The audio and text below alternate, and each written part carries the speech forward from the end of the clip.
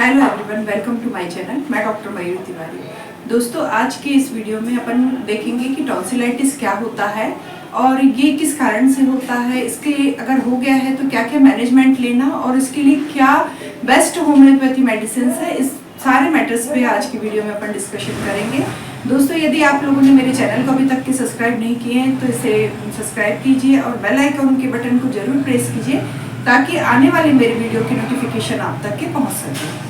दोस्तों, टॉन्सिलाइटिस जानने से पहले टॉन्सिल्स जानना जरूरी है कि टॉन्सिल्स जो है अपनी बॉडी में क्या रोल प्ले करते हैं और इनकी पोजीशन क्या है। जैसे ही अपन माउथ कैविटी को, ओरल कैविटी को खोलते हैं माउथ को, तो अपने को माउथ के पीछे साइड में, गले में दोनों साइड में एक उभार के समान रचना दिखाई देती है जो कि एक प्रकार की लिम्फेटिक ग्लैंड्स है।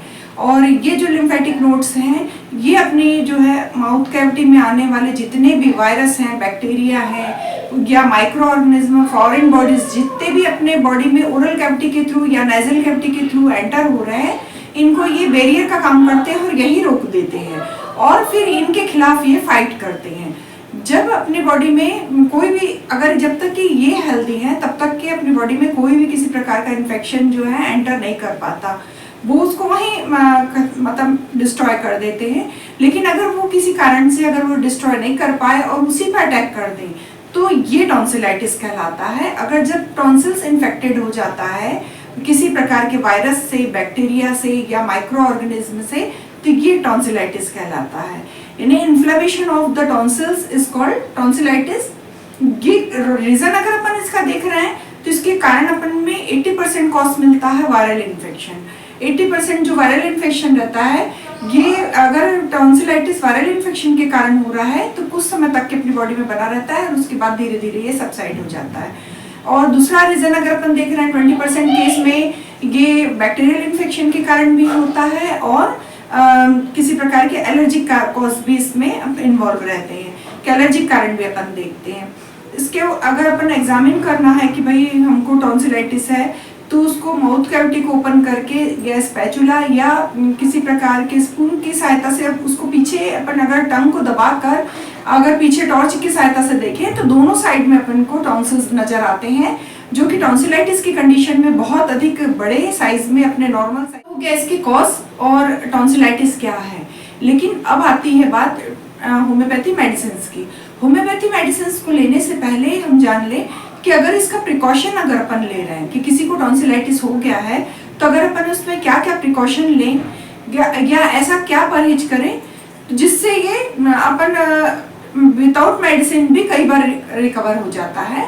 तो इसमें प्रिकॉशन बहुत इंपॉर्टेंट रोल प्ले करता है कि इसमें प्रिकॉशन के रूप में अपन को ये लेना है कि जब भी किसी व्यक्ति को, ऐसे जो पर्सन है जिनको वेदर चेंज होने से तुरंत टॉन्सिलाइटिस की कंडीशन हो जाती है या बार बार इन्फेक्शन की कंडीशन रहती है, तो ऐसे व्यक्तियों को हमेशा फ्रिज में रखी हुई कोई भी चीज़ खाना नहीं चाहिए।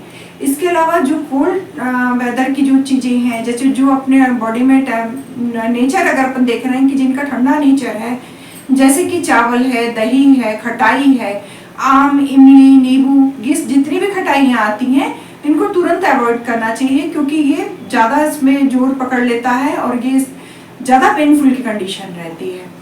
और सेकंड अगर अपन देख रहे हैं कि कोई भी बासी खाना है ये नहीं खाना चाहिए, ठंडे फल नहीं खाना चाहिए, ठंडे तासीर के जितने भी सिट्रस फ्रूट लेमन है, अगर लेमन देख रहे हैं, लेमन जूस वगैरह या किसी प्रकार की कोल्ड ड्रिंक्स है, ये सब चीज़ें अवॉइड करना चाहिए।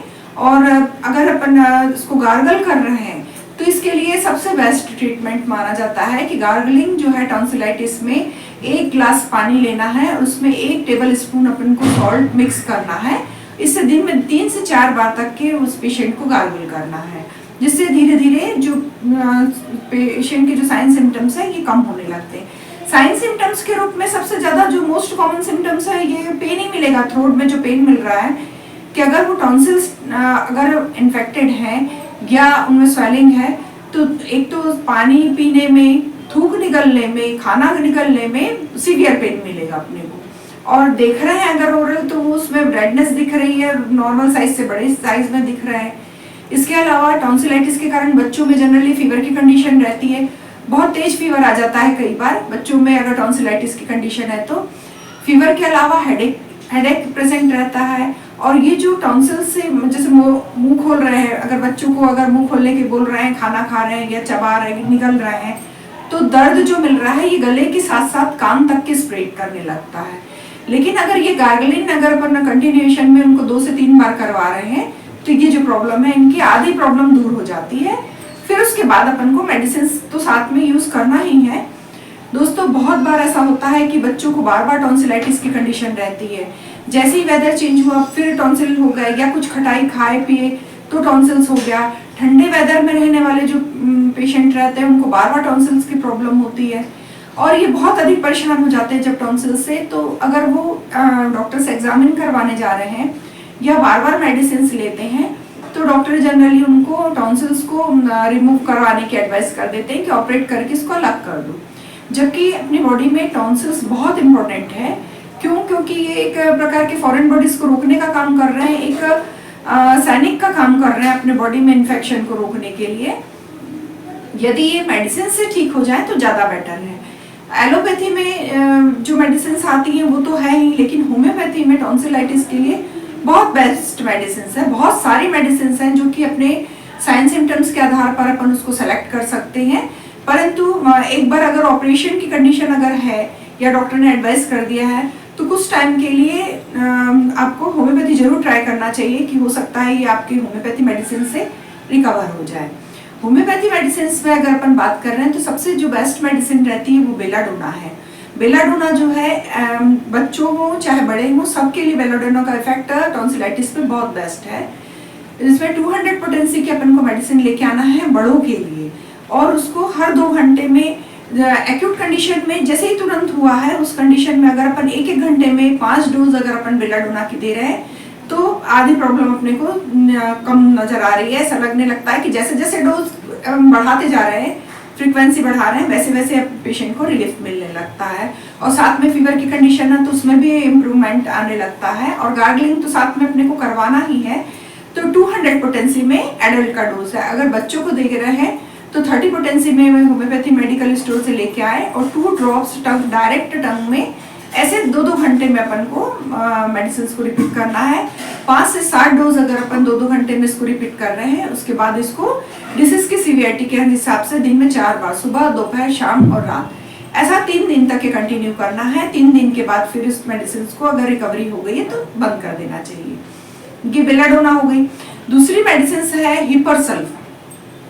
होम्योपैथी में हिपरसल्फ का रोल तब आता है जब टॉन्सिल्स बहुत बड़े होकर पस फॉर्म होने लग जाए। उसमें अगर टॉन्सिल्स को अपन देख रहे हैं तो रेड तो दिख रहा है, अब उसमें अगर स्पॉट के रूप में अपन को पस फॉर्मेशन दिख रहा है तो वहां पे हिपरसल्फ मेडिसिन का रोल आता है। हिपरसल्फ भी 200 पोटेंसी में लेके आना है और उसको 2-2 घंटे में रिपीट करना है। हिपरसल्फ देने से ये जो पस है जो कि टॉन्सिल्स में आ गया है ये ड्रेन हो जाता है और धीरे से टॉन्सिल्स की स्वेलिंग कम हो जाती है और पेशेंट को रिलीफ मिलने लगता है। 200 पोटेंसी में हिपरसल्फ 5 से 7 डोज देना है, फिर इसको दिन में 4 बार करना है और फिर 3 से 5 दिन तक के देना है। अगर पस ड्रेन हो गया है, रिलीफ मिल गया है तब तो ठीक है, नहीं तो फिर डॉक्टर से तुरंत कंसल्ट करना है। उसको दूसरी मेडिसिन अगर वो चेंज करना है तो वो चेंज कर सकते हैं। नेक्स्ट थर्ड जो मेडिसिन आती है वो मर्कसोल आती है। मर्कसोल भी जो टॉन्सिलाइटिस के पेशेंट पे बहुत अच्छा अपना इफेक्ट दिखाती है।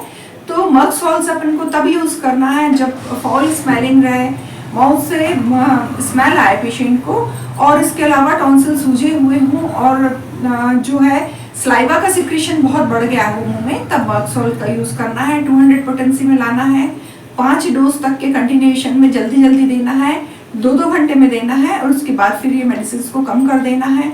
दिन में 4 बार यूज करना है, 3 से 5 दिन तक के कंटिन्यूएशन में जो भी मेडिसिन है ये देना है, उसके बाद फिर मेडिसिन बंद कर देना है। ये जो 3 मेडिसिन है ये तो होम्योपैथी में इफेक्टिव है। इसके अलावा फाइटोलक का जो है ये हर ग्लैंड्स पे इसका बहुत अच्छा इफेक्ट अपने को देखने को मिलता है। 4th मेडिसिन आती है फाइटोलक का। फाइटोलक का बच्चों में अपन को 30 पोटेंसी में यूज करना है, बड़ों में 200 पोटेंसी में यूज करना है। इसकी भी 30 पोटेंसी में बच्चों को दे रहे हैं तो 2-2 घंटे में अपने को डायरेक्ट टंग में 2-2 ड्रॉप देना है दिन में 5 बार और उसके बाद फिर इसको दिन में 4 बार करके 3 बार करके धीरे धीरे मेडिसिन को बंद कर देना है। 1 हफ्ते तक के कंटिन्यूएशन में करना है। 3 दिन बाद अगर अपन कोई रिलीफ मिलने लग गया तो 1 हफ्ते देके मेडिसिन को बंद कर देना है।